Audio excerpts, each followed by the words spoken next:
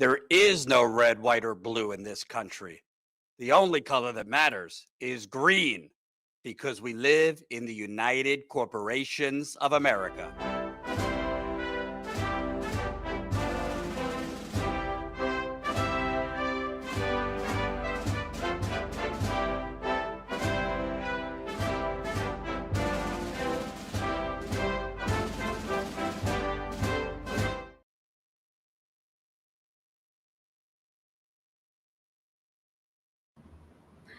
Hello, everybody. This is Status Coup live stream. Obviously, Jordan will be joining us in a little bit, but for right now, it is just me. So we're going to talk a little bit about a interview that I did this morning with a detainee at Alligator Alcatraz and his wife, who was translating the interview for me. But before that, if you have not, please share the stream so that other people can watch and can share in the reporting that we're going to be talking about.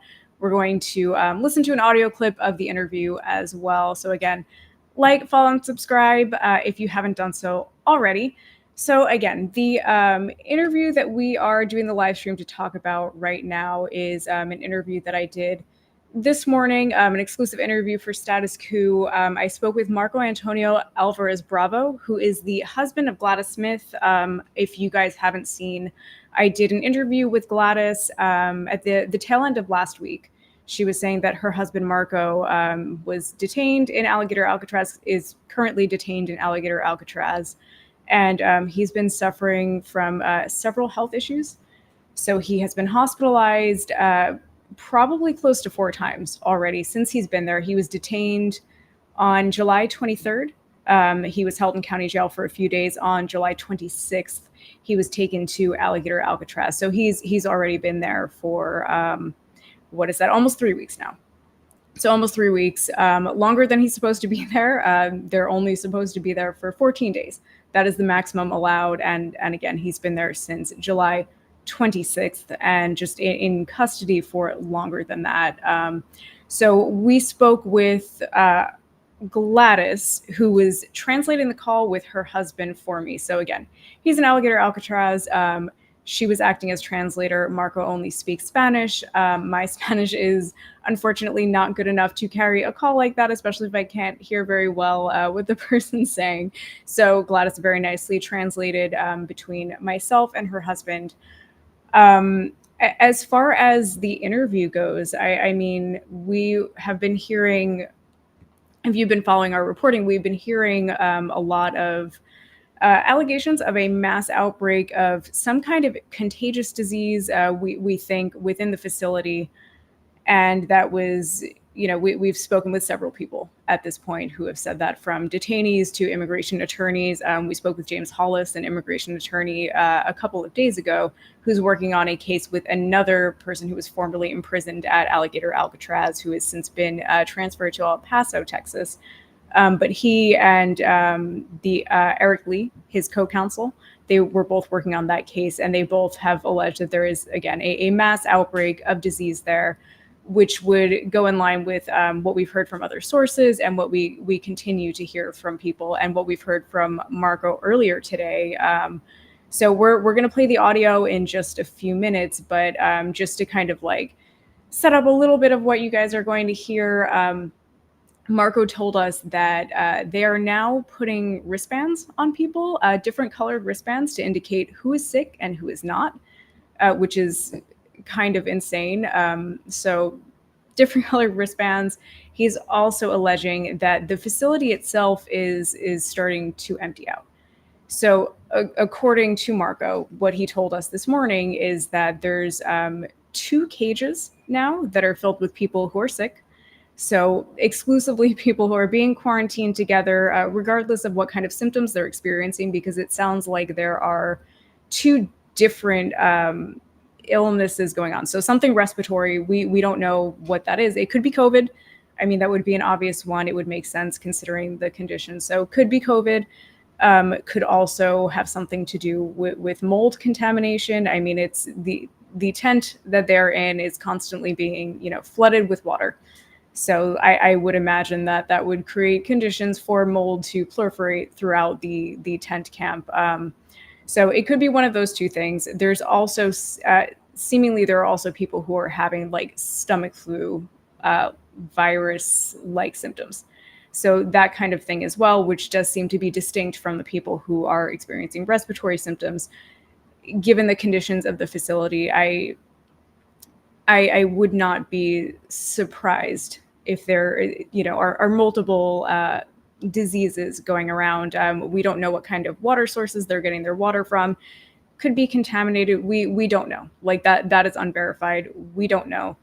But clearly the conditions are cramped, unhygienic, and it would, it's hot, it's humid, people are not eating enough.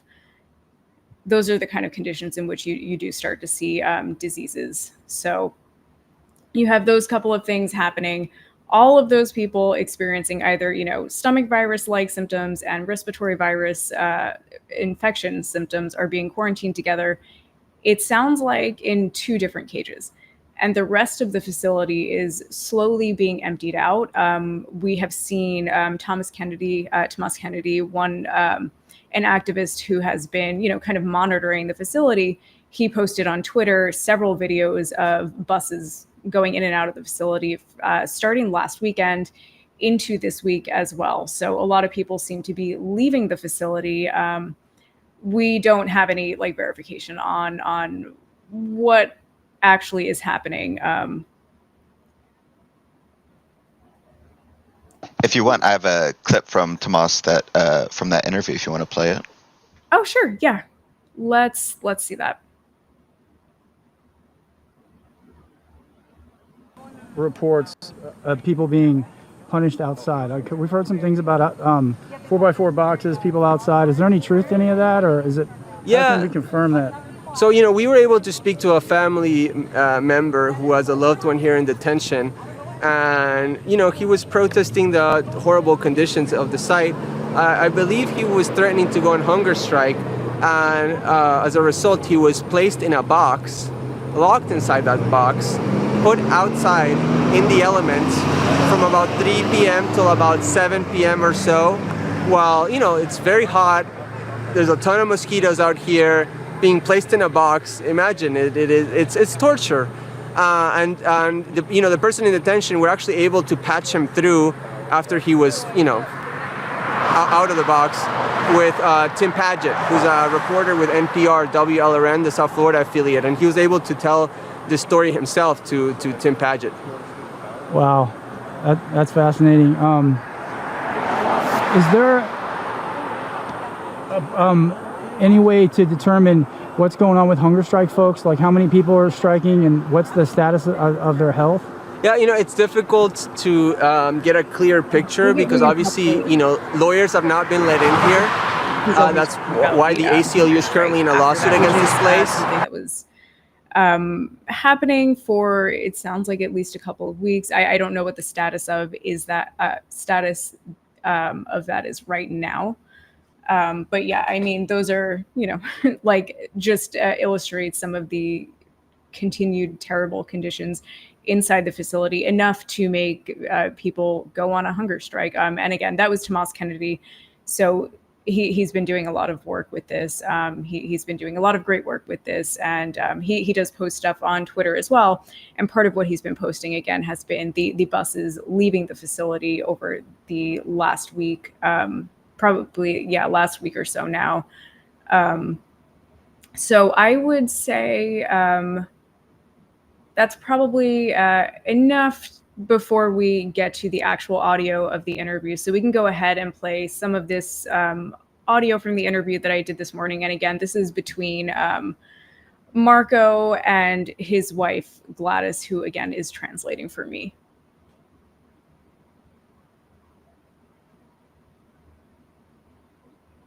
Which was that? That's the audio from the interview from this morning between myself, Marco, and Gladys. Oh, grabbing that. I would ask if Marco is able to tell us any more information about the mass outbreak of disease that we're hearing about in Alligator Alcatraz. I've heard now several accounts of people saying that there is a mass outbreak. The state is saying that there is not.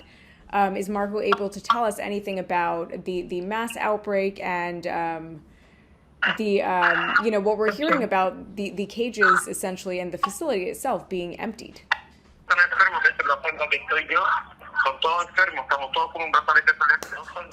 Yes, Ashley. He says that, as a matter of fact, the cage where he's in right now, everyone is sick. And what they're doing is they're putting on a certain type, a color, different bracelet that states to the guards who's sick and who's not. But yes, there are 2 full cages right now where as they come in or they get sick, they're being put in those cages. And that a lot of the cages right now are actually emptied out. Wow. Okay. So they're there for just a second. I mean that I don't know. Jordan's back, so I'm not talking to myself anymore. Jordan's here. I don't know. I think for me that the thing about the wristbands is probably the craziest thing that she said throughout this interview. I mean, the idea that they're just, at once both ICE and the Florida Emergency Department are both denying that there's any kind of outbreak of disease here. But also we're hearing from at least this one source that, they're giving them 2 different colored wristbands to indicate who is sick and who is not. Well, also, and kudos to you for this call. Miami Herald and some other the few outlets staying on this have a whole lot more resources than us, but Ashley has broken several stories on this. So that's why you, the community, deserve a thank you for helping us fund this reporting. Now, and please subscribe. We're almost at 500,000 subscribers. And please sign up so we can afford more of this reporting. StatusCoup.com/join. All right, that out of the way. First of all, I don't really know what color-coded bracelets are going to do if 80% of prisoners are sick. I mean, it seems to me that you could have 10 different colors, but if the whole place is sick, doesn't really matter. We should mention... And they also have them in specific pods, cages. Right. They have them in 2 different cages. So I once they're in that cage, I don't, like you said, I'm not sure what good that actually serves. Right. The other thing, so I, hate to say I told you so, although I do like saying I told you so. I think I was talking about mold like several weeks ago, that mold forms when you have repeated flooding in tents. Yeah. And we'll hear it later on, but later on in the video, Marcos, through his wife's translation, talks about mold. And I can tell you, I'm pretty, not anymore, but I used to be really allergic to mold. I was sick for like a whole semester of college because my dorm room had mold. But wow. That was inside. I mean, this is, imagine moldy ass tents, which by the way could create mildew as well. From the water, and you have 31 to 37 prisoners packed like sardines. That mold, you are inhaling that shit all day, and you are not able to go outside. I mean, prisoner after prisoner have told their spouses, who have told reporters that they're very rarely able to go outside. They have no light inside here. So this stuff, as medical as doctors we spoke to, we'll read their quotes later, told us, I mean, this is going to spread significantly. So I don't know if it's COVID. Oh, I think, Jordan, you froze for just a second. All right, Jordan froze for a second, but I think what he was, alluding to is like, whatever disease spreads, it's going to be really hard to contain it. It doesn't matter if it's mold or COVID or, with standing water and those kinds of things.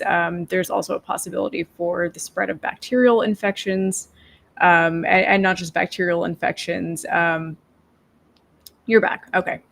I was just continuing your line of thought, which is like, it's hard to contain infections when you have like a mass of people all stuck together. And again, mold is obviously going to be an issue there for sure. But then there's also like bacterial infections that accompany contaminated water. So again, we don't actually know where they're getting their water from. We've heard, unverified things about potential water sources. I don't know. Right. But depending on where they're getting their water from, if it's not like bottled water that they're distributing to people, I mean, that could carry any kind of bacteria. And if you have standing water, that not only does that, make sure that, not make sure, but it produces conditions for bacteria, it also allows for mosquitoes to breed. So you have like several different things. So you could have some kind of waterborne contamination. You could also have mosquitoes. And, just to say, like when John and I were in the Everglades, when you go out to the car, the mosquitoes come in the car with you. So we were kidding around about like all the mosquitoes that we were, transporting to a new life in Miami from the Everglades. But also, like, that is how you spread disease. If there are mosquitoes that have some kind of, again, mosquito-borne disease, and they are then being carried throughout the state, you're going to have a spread of something. And there's just so many opportunities here for some kind of illness to spread and not just be contained here within this facility. And also, I mean, I hate to be like, Paul Revere, even though there's some myths about Paul Revere, but that's for another day. But we keep saying like, hey, we're like a week or two ahead of a massive hurricane. If everybody's sick, and who the hell knows, from reporting you did the other day, we don't even know if the guards know how to check somebody's pulse. We don't know if they don't. Yeah, they don't know how to do medical response. If there's even a tropical storm with everybody sick, I hate to say it, I really think the Texas death count from those floods could look minor, not to compare, but I think a lot of people could die either through whatever plague is going through here, because it doesn't seem like they have medical actual doctors there. And from we'll hear later in the call, I mean, you basically have to be on death's door to get transported out of there to the hospital. And people are being deprived medication. They're dehydrated. And why this is important, we talked about this yesterday. I don't really think this story is limited to immigrants. Obviously, they're immigrants, but Trump is pushing the line pretty much across categories. This is neither here or there to this subject, but I'm going to do a video on it.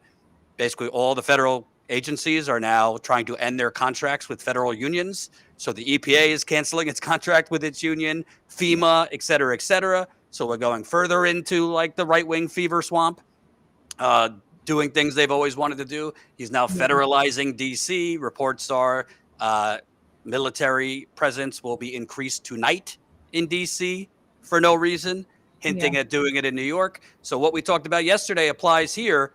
What makes you think this isn't a test run to open up these kind of prisons or just put more American citizens in regular prisons? Hey, maybe they'll do it in the woods of Montana. There's been jokes about creating a bear Alcatraz, Alligator Alcatraz in South Carolina, in areas that have alligators and other wildlife. So this is not. They're franchising. Right. I don't think this is just limited to immigrants. Right now, that is the immediate thing going on, but I think this could come for everyone until people put a stop to this. If it's okay with you, I want to keep going because there was other things in this audio that I don't know. And by the way, to MAGA, because I see some comments like under the video, journalistically, your journalism 101 teacher will say, well, get two sources, till you confirm. Okay, well, CNN reporters get two sources all the time, and both sources have their motives and are lying. So, yes, it's good to get additional sources, but if you have a direct conversation with the prisoner, because they're all dismissing it like this is speculation, well, you just have to, as a journalist, kind of go with your gut. Do we think that the prisoner is lying? Do we think he's just hallucinating color-coded bracelets? I don't. We're hearing similar things in terms of the widespread sickness from other sources.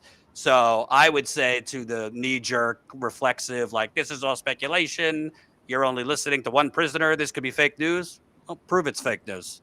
Because I trust, just like I trust the residents of Flint, just like I trust residents and community members and activists in a lot of communities, getting direct reports from them. yeah, everybody has their motives and you have to verify the best you can. There's no reason to think prisoners who are desperate and miserable are just making things up. And this is not the first prisoner who's talking about everyone's sick. We're not getting medical care. So MAGA, piss off. Go buy your Alligator Alcatraz hats. All right, let's continue playing the audio. They're giving them different colored bracelets based on whether or not they're sick and putting them in specific cages. Do we actually know what disease is going around? Is it COVID or something else?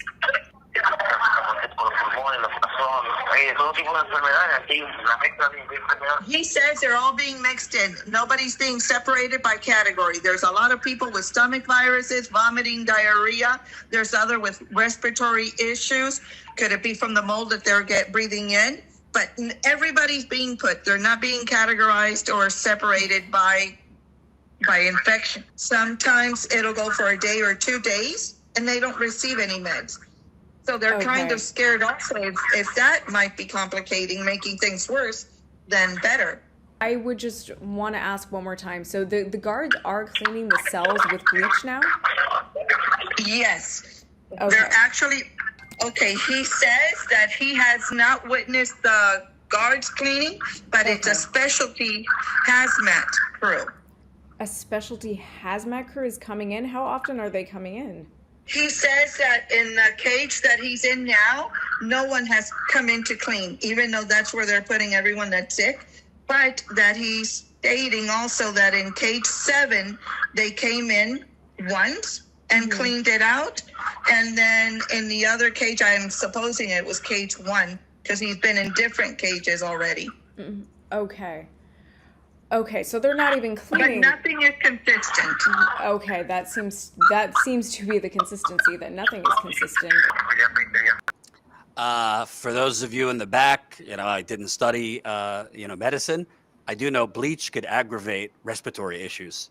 So if you have a respiratory virus going around and they're just, God knows how much bleach they're pouring in. By the way, bleach is not going to get rid of the mold. Anyway, that could aggravate it. So they're just kind of like, they built this against all code, obviously, and they're just kind of aggravating it by whether it's bleach or other cleaning solutions when people are already sick. It's just the blind meeting the blind, the ignorant, running amok. It's horrible. Let's continue. Yeah. He says that there are people that are starting to go crazy and anxious because everybody's scared. Nobody knows what's going on with their cases. Nobody has access. And even though they tell them that their attorneys can come in, attorneys can only do so much because there's no one in the system. And they are starting to get agitated. There's a lot of agitation going on, and people are starting to go crazy. There's a lot of them that have been in there for over a month. Marco alone has been in there for, 23 days already. And we can't even find his deportation officer. No one knows who Marco's deportation officer is. And that's the wall that I'm facing today. And I want to note something, and you pointed it out in your Substack piece, which, by the way, everybody in watching needs to be signed up for our Substack. There's no excuse. You could sign up for free, and you get the story right to your email inbox. We got to grow on Substack too. But I saw somebody say, well, they could have self-deported. Well, if we could show it, Colin, the story that she did this morning, you noted at the bottom, there seems to be kind of a gap between this whole talk of this is all about, deporting people and actually deporting people. Can you explain that? I mean, it's in the bottom of your story, but based on what you were told by Assistant Secretary Tricia McLaughlin, they don't seem to have an answer for why they haven't deported him when he's asking to be deported, begging to be deported. I mean, Velasquez, Luis Velasquez, he, according to his attorneys, James Hollis is one of his attorneys that I spoke to yesterday, I think. But his attorney had said that he had actually signed deportation papers before he even got to Alligator Alcatraz. Like, he was ready to go. He said, okay, fine, I submit, I'm going back to Venezuela. I'm signing, deportation papers now. And despite that, he was still taken to Alligator Alcatraz. He was still taken there. He was transferred to El Paso a few days ago. I mean, and when I asked, ICE, if he said that he would like to be deported, and we're telling everybody, if you don't have to be in Alligator Alcatraz, right? You can just self-deport. You can spare yourself of this. And the response that I got was that, he's a criminal, so he has waived his right to self-deport. So what does that mean? I don't understand that. So either you have the right to self-deport or you don't, or you are a prisoner who is being held captive in Alligator Alcatraz, despite you saying, I want to leave this country, just let me go. Instead, we're spending taxpayer money detaining someone who already has said, I don't want to be here anymore. And I have heard, I will preface this, unverified sources from accounts from other sources saying that they have been told by other people who are detained that they have also tried to self-deport and haven't been able to. Again, unverified accounts, but it's not the first time that I'm hearing that this is something that is potentially happening. Well, self-deport or no self-deport, if the whole thing is getting rid of the criminal illegals, okay, you're saying he's a criminal, so deport him then. He's saying, take me, get rid of me. He doesn't even want to go to a judge. He just wants to go home to Venezuela. So what is your answer, Braga? Do you need to buy a Disney Fast Pass to get deported if you want to get deported? This is not about illegal immigration. And I'm going to get through the actual crimes going on in America in a little bit. It's not this. It's companies buying back their stock while people are losing their jobs. AI, literally now classrooms are being taught by automated teachers. I don't know if you saw that one today. No, I didn't see that one, actually. Oh, don't even get me started. But this is not about illegal immigration. It's not about criminals. They want basically to have a symbolic medieval times moat and create other ones to basically rev up the MAGA creatures in the chat and watching Fox and, on dialysis on their porches, somewhere in the heartland. Sorry to stereotype, but that's what's going on. Yeah, and to make money. Yes. These facilities make a ton of money. We know that. Companies like Geo Group and Core Civic and all the contractors who are involved that may not be as well known as Geo Group and Core Civic, there is a whole cesspool of people making tons of money off of these things, making tons of money off of people suffering, off of their, incarceration without any kind of real escape. Yeah, absolutely. And by the way, reminder, Ashley's doing great reporting, but we want to go back there. So we need to grow our membership. So we got 450 people watching. If you're not signed up yet, what are you doing? Do you know any other mainstream or independent outlets covering stories like this, investigating them, staying on them? We don't parachute in and out. And trust me, we could grow a lot quicker if I just did 500 videos a day, Trump's Hitler, like some other channels. And we do some of those, but we're actually covering specific stories, even when they are not trending anymore, even when they're less clicky because they matter. I mean, hell, do you know any other channels still covering Flint, Michigan, the water crisis 11 years later? I'll have an interview on that on Friday because the federal government, the EPA, and the state of Michigan continues to lie to you that everything's fine in Flint. No. So we stay in the trenches. We get dirty if we have to, but we need your help. So please, please, please, pretty please, I will beg you, the proletariat, StatusCoup.com/join. $5 a month, 16 cents. We also want to get out there and cover some of these data centers. This is kind of starting to be reported, but there's just an explosion of data centers being proposed, linked to big tech. They are gouging up America's diminishing water sources. By the way, parts of New Jersey have been without water. 200,000 people have been without water in northern New Jersey for days after a 140-year-old water main broke. We'll have a video on that later, posting tonight. But long story short, there's other stories we want to get out there and cover. A lot of these data centers are being constructed literally with no environmental permits, no permits whatsoever. there's a story I'm going to interview some folks on Friday in West Virginia, where the state of West Virginia, not exactly known for its ethics, the government, literally like rammed through a law on the last day of legislative session to force a data center on Tucker County and strip the county of the tax revenue. The tax revenue would go to the state. So they're going to basically steal land from this county for a data center, which is going to use gas turbines. It's like almost like a power plant, which is going to poison the community, and then they're going to take the tax revenue. Oh, the law they passed says that the local county, Tucker County has no control over it. How's that for democracy?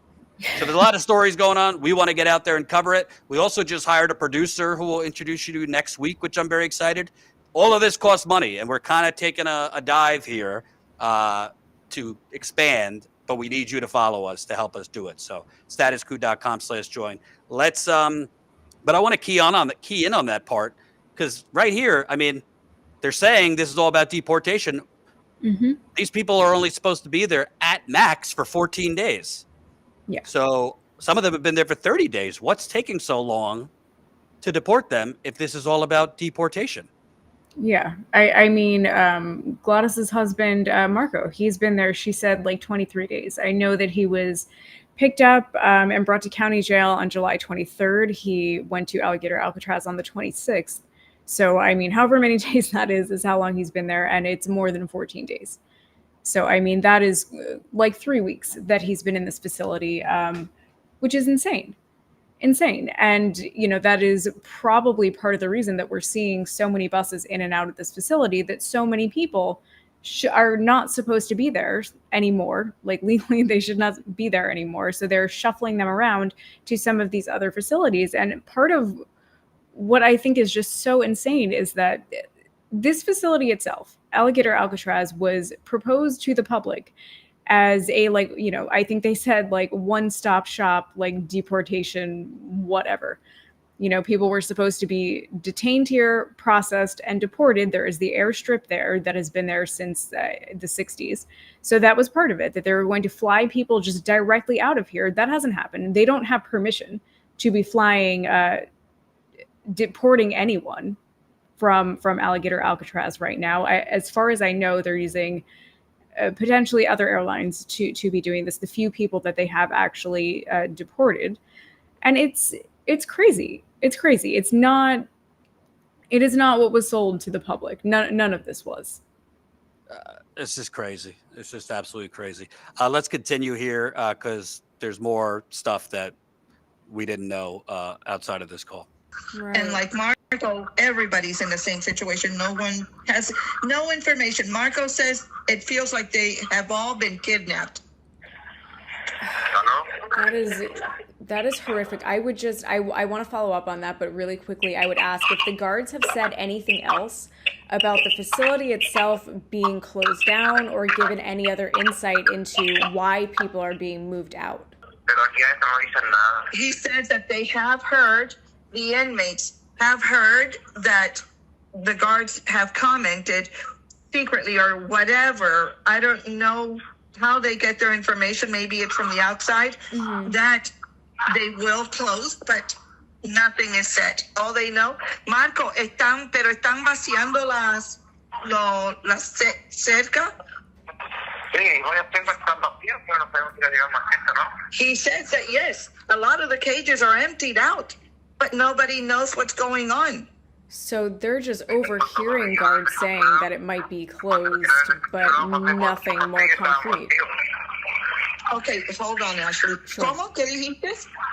He says that yesterday when the consulate of Chile came in to visit him, as he was walking by through the hallway, there's a lot of cages, all the way from cage 1 through cage 6. They're almost all emptied out.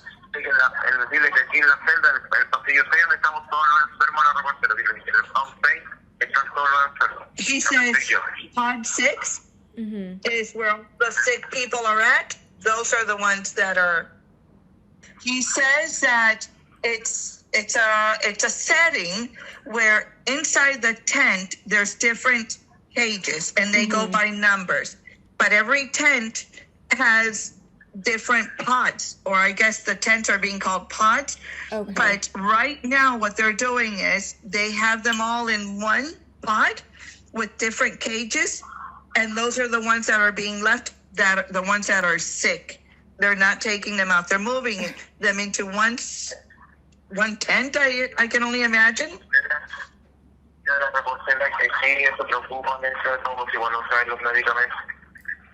And then some of the guards are starting to feel bad, and they will bring in their meds, and they are coming around to see how they're doing, but Okay. nothing.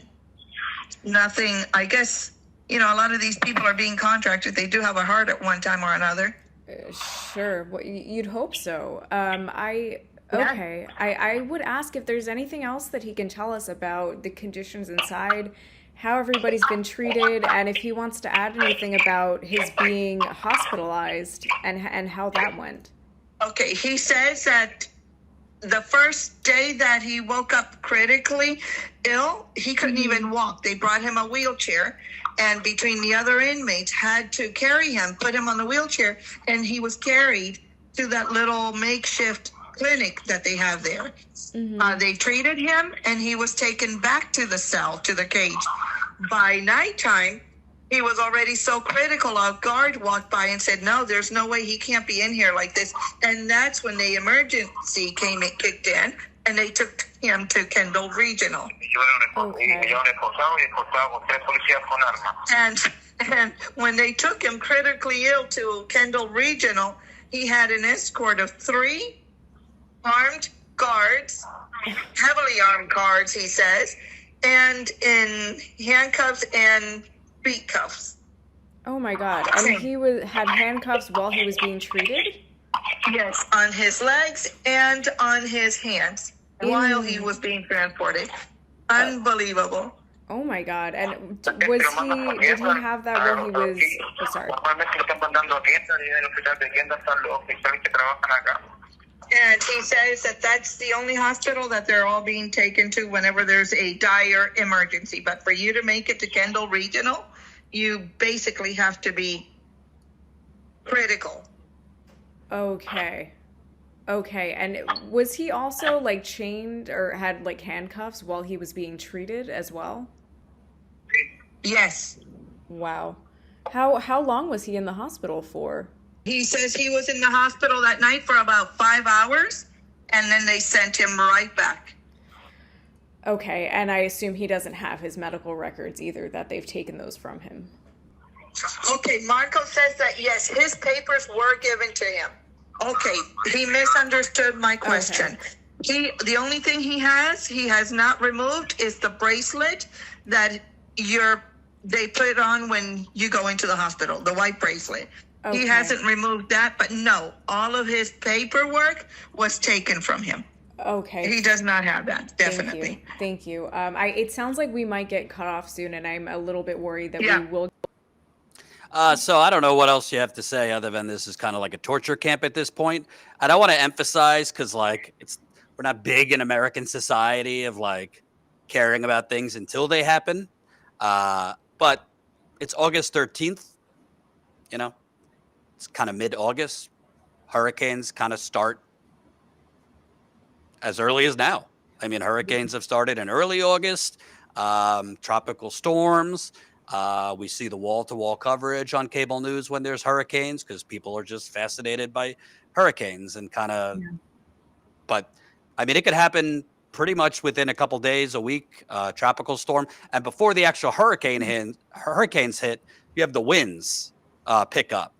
And this is basically a makeshift outdoor tent prison, essentially on sticks.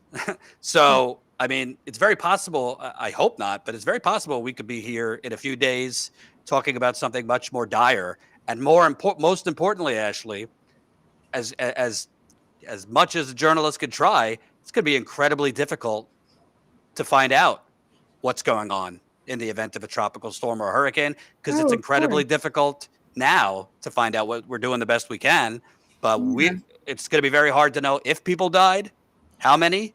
And it's not, by the way, it's not just the prisoners. I care less about the staff, but there's been reports that staff are sick as well.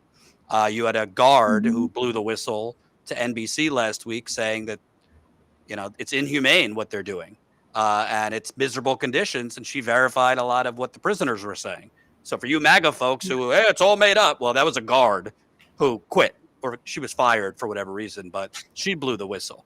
So, like, I don't know why. COVID before she was fired as well. And she got COVID in there, yes. So, I mean, not that I expect the geriatric Democrats to be parked outside Alligator Alcatraz with the over 100 heat index, but they should be doing press conferences about this on a daily basis, because it's beyond inhumane. I mean, it's just torture and it's murder. And it's on Trump's doorstep. But if you're going to be an opposition party, like, speak up, stand up. I know it's hard. I know you can't expect normal Americans to be out there like circa Standing Rock, in the heat. People are losing their jobs through but there's basically like a very bad disease spreading. We don't know how many people have been transported out of there, where they've gone, what condition they are. If people have already died, we don't know.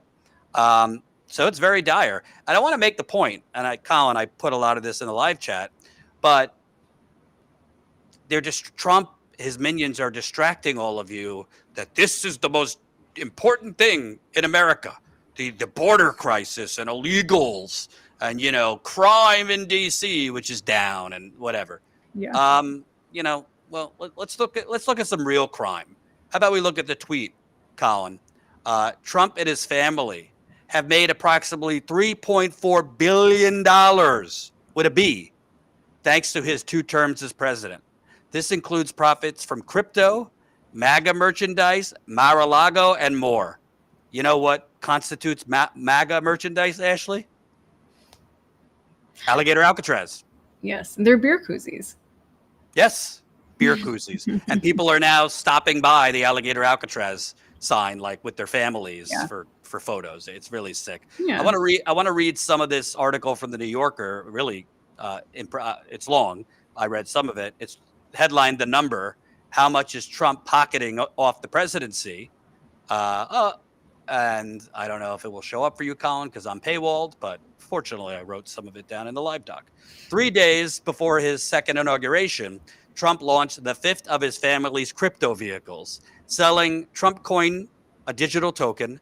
Trump doesn't purport to hold value in the way that Bitcoin or stable coins do, nor does Trump entitle a buyer to a vote on company's future direction, as World Liberty's initial token does. It does not even convey the rights to own a digital cartoon of Trump. It's a meme coin, a novelty, a bit of fun, the fun for those who enjoy it of paying Donald Trump.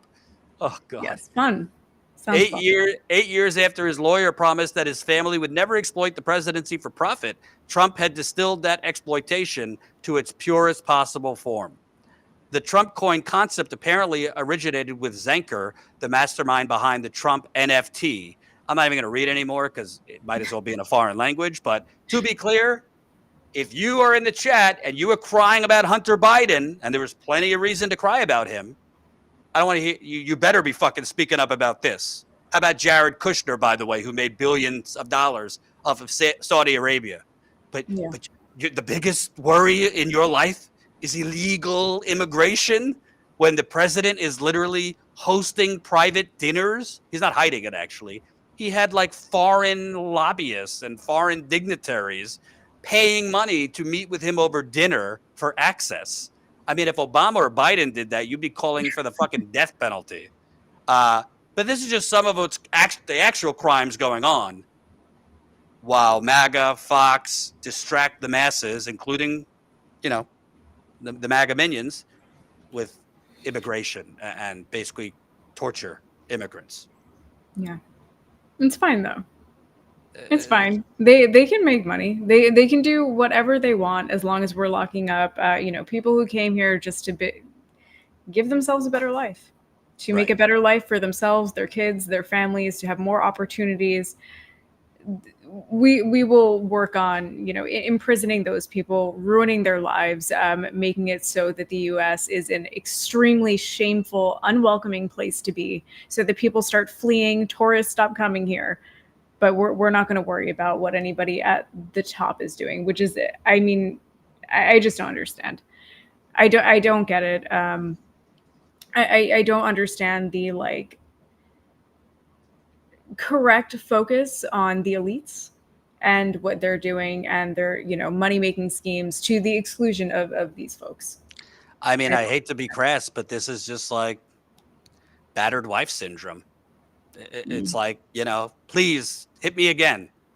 I mean, I hate to like minimize it that because like domestic abuse is serious, but this is basically like, I like the abuse, keep it coming. I mean, and he's abusing all of us. It's left, right, libertarian, cutting Medicaid. Now with the tariffs, I'll also show this. This is a tweet.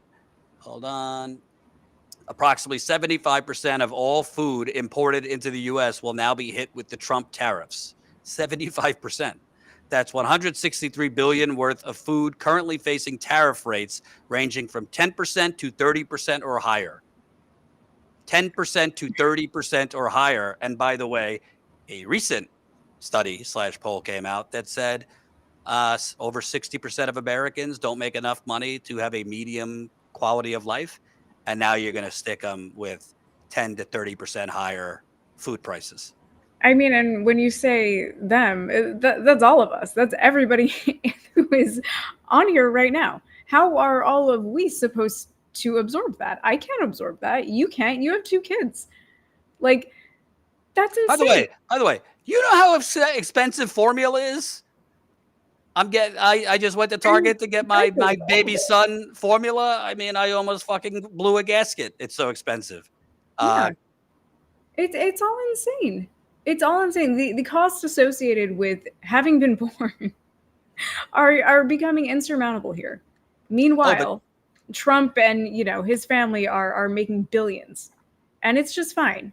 It's fine. And you know, when we were talking before you read the tweet, I was just thinking like, it's just extremely sad to me because I think the MAGA crowd also, everybody is just so beaten down, and I genuinely feel like a lot of people have just lost hope that there is any possibility that anyone will alleviate the material suffering of the working class, which they're a part of, even if they don't identify themselves in that particular way. I think that they just don't think that any change is actually possible. So they are just clinging on to the things that they have left, which is, at least I'm not this group, right? I am so miserable. I am so beaten down. I am so worn down. I have such little hope for the future. At least I can watch them like beat on these other people who have it worse than me. That's what I have left. Right. I have left the ability to say, at least I'm not that guy. And I want to be clear, because we're doing a lot of Trump bashing, which he deserves, but don't get it twisted if you're in the audience. Gavin Newsom's not the answer. No. Pete Buttigieg, who twisted himself into a pretzel to get out of answering about the Israeli genocide. He ain't the answer either. The answer is not like a younger Biden to like push let's get back to normal and, you know, let's just get rid of Trump. Yeah. The answer is not just like, you know, let's just put the fire out, get back to, you know, the corporate status quo normal, the neoliberal status quo, and then we'll, you know, try to move them left. We got to turn this whole thing upside down. And I don't want to hear, and by the way, the Democrats enabled this carnage, and they're certainly not doing enough. Because remember, it seems like 10 years ago, Chuck Schumer did not fight to shut down the government. He agreed to Trump's continuing resolution to keep the government open over some, you know, twisted logic. Well, if we close the government, it's going to be worse for people. Well, then you just normalized the illegal things Trump was doing, like handing the keys to the government to the world's richest man who's unelected, Elon Musk, who him and his minions stole data, including Social Security data and other things, which they're probably selling to who knows. The Democrats should have shut down the government. Even I would have been wearing Team Blue hat if they did that. And I'm no Team Blue. But no, Newsom is not good. Newsom is another corporate hack pretending to be a fighter. When Newsom calls for Medicare for all, when Newsom calls for free public college, when Newsom calls to cancel student loan debt, when Newsom doesn't try to ram through lithium battery plants in Central California against local government control, which just happened. We covered it. The lithium battery fire in Monterey County that has sickened people 50, 75 miles away, contaminated a lot of the farmland that creates American vegetables and fruit. You probably don't know about it because MSNBC and Rachel Maddow didn't cover it. We did. Gavin Newsom ran that lithium battery plant through.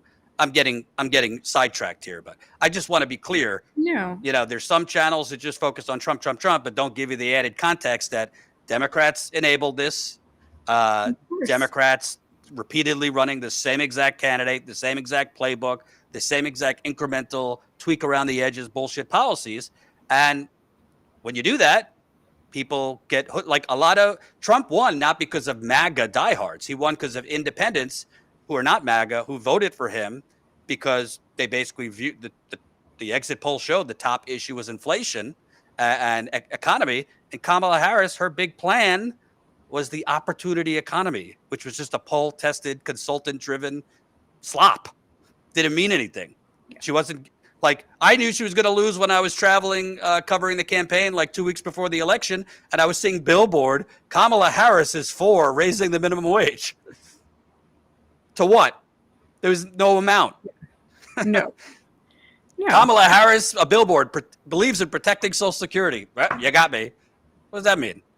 It's so vague. It's so vague. It's so meaningless. And again, it's like we just saw what works. We saw in New York City. I would extend this outward to everywhere in the country because working people are facing the same issues all across the country. It's not just us in New York City. It's everybody. People want policies for material things. That's what they want. And they want you to say, not just like, as you just said, people don't want to hear, I support raising the minimum wage. That doesn't mean anything. Everybody says that. Everybody in theory supports raising the minimum wage until they actually have to do it. And then they don't do it, which is why nobody trusts them anymore. People want to hear like, no, I have this proposal for something like, I don't know, fast and free buses in New York City. Here's how I'm going to pay for it. Here's how we're going to pay for it. Here are the people that we're going to tax. Here are the nitty gritty details about how we're going to make this work. And then we are going to just do it.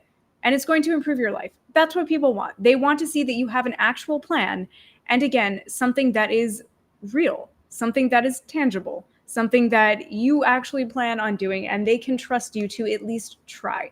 And as far as like Zoran goes, I'm not going to, again, derail, but I just want to also add, like, no one is saying that he's going to come in and fix everything and everything will be wonderful and he won't fall victim to the same things that like Bernie and AOC both did.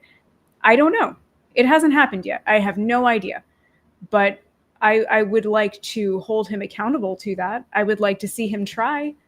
I would like to be part of a, I don't know, public that demands that he does those things and punishes him if he doesn't. So like, again, like we don't know what's going to happen with that. I just wanted to add that that little thought that I've been having about him. And hold on, Snicks Abia attacking your audience. Good plan. Oh God, you fucking snowflakes. I can't handle it. This is not a safe space. If you're looking for your hand to be held, yeah, I will criticize where is necessary. I'll criticize the MAGA minions and I'll criticize the neoliberal antis because this is a truth zone. This is a fact area. So we're not here to validate what you want to hear. We're here to give you a little tough love when you need it on the left or the right. So too bad if you don't like it. And on that cheery note, remember, we are funded by you. We're not funded by the contractors getting money from ICE. We're not funded by United Healthcare. We're not funded by Goldman Sachs. We're not funded by big tech. We're not funded by the remaining Koch brother, any Soros. We're not funded by the Waltons. We're funded by you, the people. So we need your support. Like we've been talking about, depending how things go, we want to get back to Alligator Alcatraz to cover what's happening there. We'd like to go cover some other stories, including the explosion of data centers happening.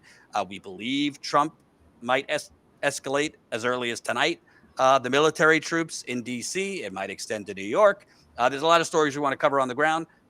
I don't have a money tree in my backyard. Our funding comes from you. So if you've been on the fence or you're new here and just checking us out, we're not just bloviating in a studio. We are out there on the ground. The only reason we haven't done anything on the ground this week is John is taking a much-deserved quick vacation, but he'll be back out there covering protests and everything else you expect from us. So please, the more people that sign up, even at $5 a month, we're able to get out there. We got to pay Ashley. We got to pay Colin. We just hired a producer, pay John, pay me, freelancers. It all costs money. And unfortunately, I cannot print money like the federal government. So appreciate anyone who could sign up. And you get the membership perks, including our monthly members call, behind the scenes videos, yada, yada, yada. So I also want to note, as Trump and his media are focusing on the great crimes of immigrants, American companies are buying their own stocks at a record pace. What do you know? Wall Street Journal. Stock buybacks are expected to top 1.1 trillion in 2025, led by big banks and tech firms. The big banks that crashed the global economy 15 years ago and didn't even get a slap on the wrist. Got to keep their bonuses.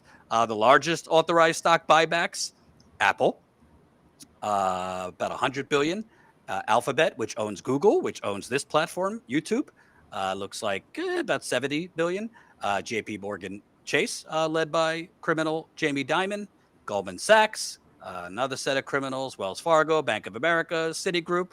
I thought we have to give tax cuts, Ashley, to corporations because they're the job creators. I thought the tax cuts, when you give them and when you deregulate and give tax cuts, investment, there's an investment tsunami and it creates jobs and it trickles down to the worker bees. They're just buying back their own stock to inflate the stock price to make more money for the shareholders and the CEOs, which does nothing for any of us. No, that's false. Obviously, somehow that's going to trickle down to us, that they're just buying their own stocks. Obviously, I'm being sarcastic. It's utter stupidity. This whole administration, since this administration has come into power, the level of blatant cash grab, just out there in the open, I feel like has gone up significantly. MAGA was sold that he's going to, the tariffs, they were supposed to be to help workers. That was the thing. We're going to bring manufacturing back here. Talking about this feels like 15 lifetimes ago by now. But that was the whole thing. It was supposed to be that we're going to bring manufacturing back here. We're going to get your jobs back. They were offshore. We're going to onshore everything. That hasn't happened. None of that has happened. This is what's happening. The cost of your food is going up. The executives are going to make millions and billions of dollars, and we are all going to slowly, I don't know what to say, what we are all slowly going to do, because my prediction is not very optimistic for us, the working people of this country and the world. And just to kind of put the cherry on top of this fucking hellscape, Colin, if you have the video on the AI is now teaching kids instead of actual teachers. I haven't seen this. I'm not looking forward to it. It is the first day of school in Gary, Indiana, and they've got something different going on in the classroom. Right now, they are using virtual teachers for some of their instruction for nearly 4,000 of their students. The reason for this is because about a third of the teachers here in Gary are working on an emergency license, and they can't work on that anymore. They need to have their teaching license. They need to have some virtual teachers fill in for these students. So they've hired this company in Texas called Proximity. They're the ones that are handling all of the virtual teachers. The union has called this union busting. They don't like this. The district and, of course, the union agree on one very important thing, and that's, of course, having physical teachers. And they don't want these virtual teachers to be the end-all, be-all. They want to get teachers back into the classroom. That is horrible. I hate that. I really cannot say how much I hate that. And the union calling the AI robot that's teaching these children union busters is so dystopic. I did not know that we were there yet. I feel obviously, I'm sure anyone who's watching this, and we have both noticed that AI has all of this stuff has I don't know. Just the advancements over the last, I want to say 6 months have kind of surprised me. Or not kind of surprised me. They have surprised me quite a bit. I thought we were a few years away from where we're at right now, talking about teachers being taught by students. All right. I'm sorry, students being taught by robots instead of teachers. It's time to get a little fucking angry. And folks, this is the light bulb that are normally behind me. They went out. You can't see. Mr. Farina is going to come to set it back up. But if the light bulb is not going off in your fucking head, I don't know what to tell you. They're replacing physical teachers with virtual teachers. Do you know that the Republicans proposed a bill to have AI like prescribe medicine rather than doctors? What the hell could go wrong?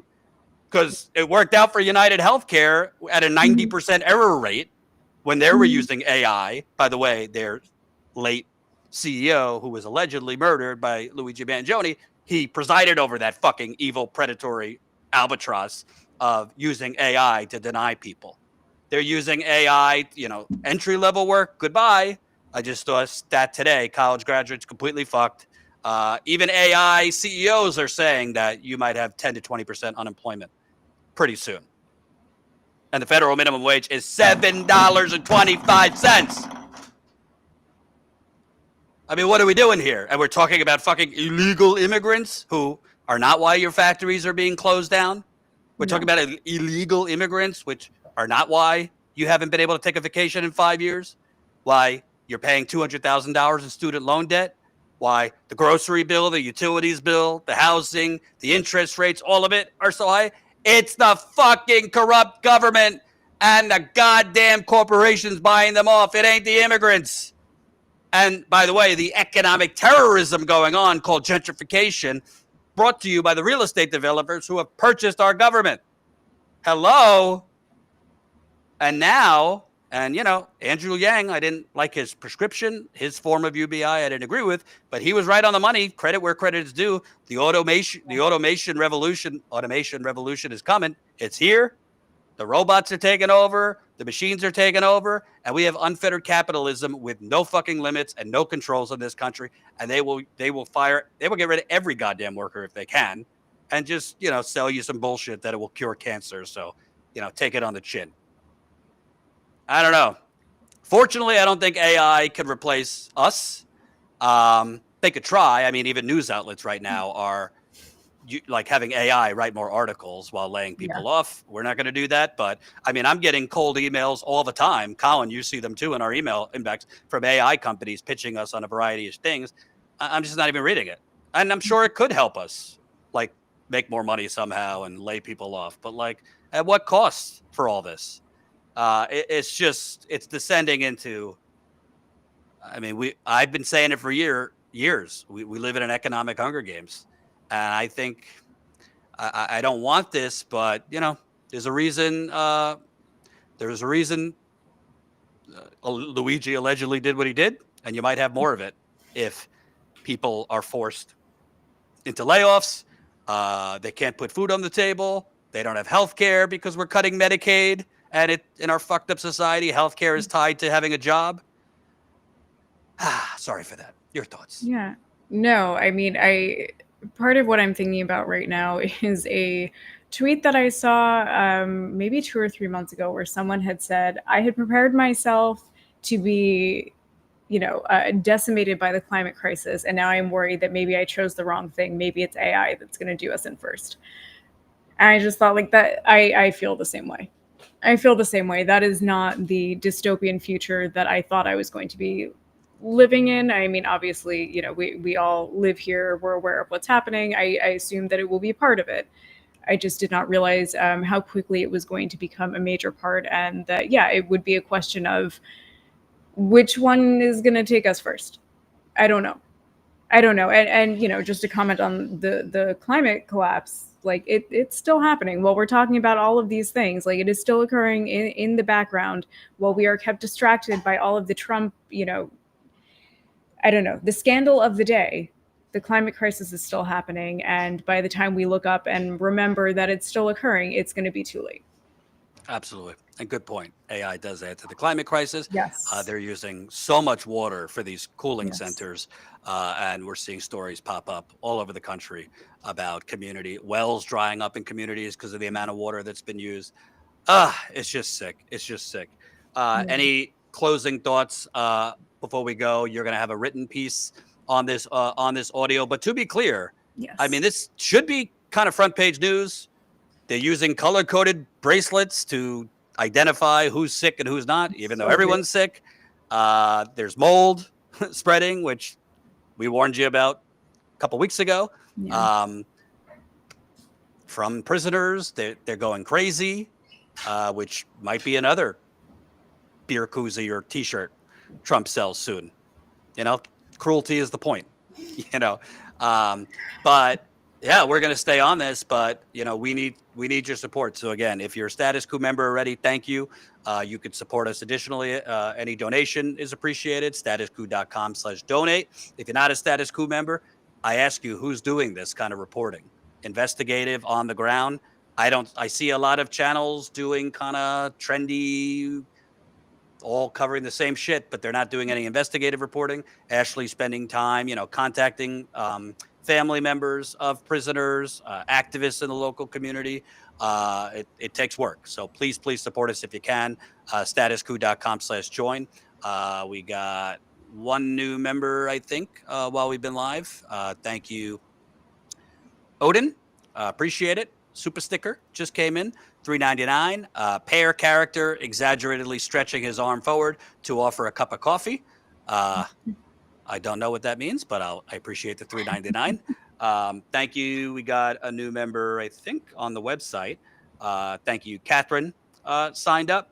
And Ashley, you'll have another piece on Substack coming up probably in the morning. Yeah. I should be finished up with this over the next couple of hours. But yeah, it will be up in the morning. It's basically outlining, you know, what we saw in the audio, any other reporting that I'm able to include at this point. There's possibly a few other things that I'll be able to add, you know, for tomorrow morning. But yeah, that's mostly it on that piece. And I would encourage people to share it when it comes out, because it's insane. It's really insane. And the poor, like, families of detainees, like, obviously, like, you know, everybody who is detained, I could not have any more sympathy. It's horrific. It's horrific. And I'm sure I've said this before, but the just like level of like inhumanity that it takes to put people in these conditions, to subject them continually to this, is unfathomable to me. I don't understand. And it's not because I'm naive or, you know, whatever. It's just because it's horrific. I don't know. I also have a lot of sympathy for, you know, the families of people who are detained, who are on the outside, who have no idea what's happening to their loved ones. It's just so sad. I mean, we covered, we mentioned this earlier in the stream, but we covered Luis Velasquez, another case of someone who is detained in Alligator Alcatraz, and his partner and sister back in Venezuela thought that he had died. For like 24 hours, they thought that he had died. I mean, it's just horrible. It's horrible. So again, I would just ask people to share the piece so that everybody knows what's going on. Yeah. Absolutely. And reminder, we are also trying to stay on the New York City mayor's race. We covered that yesterday. If there's more stuff with Zohran Mamdani events, we'll cover that. Continuing to cover protests in New York and elsewhere on the call for a ceasefire and to the genocide. We've covered that more than any other outlet, corporate or independent. And yep. That's it. So please, if I can just add one more thing, if we're, you know, on the topic of Gaza, like, for anyone who hasn't, I don't know, publicly voiced support for, you know, getting the U.S. out of Israel and bringing a stop to this genocide, this famine, I don't know what you're waiting for. I'm just going to say, like, from my sources in Gaza, I just get text messages constantly about, I almost just died doing this. I was going to get food and I almost got ran over by this truck. And my cousin just got ran over by a truck while he was going to get food. from, the GHF so-called aid sites that are not aid sites. I mean, they're death traps that the U.S. is responsible for running. If anyone hasn't in some way shown support, gone to a protest or something, I don't know what you're waiting for, because what I don't know what the count is today for people who have starved to death, but as we're sitting here, people are actually starving to death in a very real way, in a way that I feel like I am very basically getting, like a personal live stream of a couple people starving to death. And I don't know, it's horrific. I don't know how many other ways to say that something's horrific, but this is, let's say, extra horrific. And in order to make this stop, people are going to have to raise their voices. So I would just add that. Well said. And I had quite a conversation with my mother the other day. I won't get into it, but boy. I had one with my sister a couple days ago too. So you have my every sympathy. Maybe we'll do a late night gluten-free beer live stream on our talks with Zionist family members. All right. Just became a Status Coup member on YouTube. Thank you, Just Some. Appreciate it. And Patty Lauer just became a Status Coup YouTube member. Hey, the Vintage Mom hey, last call. Everybody's signing up. You could sign up anytime. And to be clear, again, some people say, Jordan, stop asking for money. Fuck off. Okay. Mama said, if you don't advocate for yourself, nobody will. We're not asking you for money so we could go build a mansion. We're asking for money so we can go out and report. We walk the walk. We don't just talk the talk. There's a lot of outlets just talking about the same shit. We're out there walking the walk. I was telling Ashley the other day, I'm kind of getting a little, cabin fever here. For those of you Status Coup OGers, I don't really do so well if I'm not on the road for longer than a month. But I have a newborn, not going to leave my wife here with 2 kids. So, I'm not on the road right now. I will be, as my son, gets older, sleeps through the night, God willing. But, it takes money to do all this, and there's not a lot of outlets doing it. So please support us. Thank you, Ashley. Thank you, Colin. Everybody, we're going to publish a video later on the, I would say, water crisis happening now in northern New Jersey. 200,000 people have been without water for days, and it's over 100 degrees with the heat index. Barely a peep in the media about that. Make America great. All right. Talk to you tomorrow. Bye.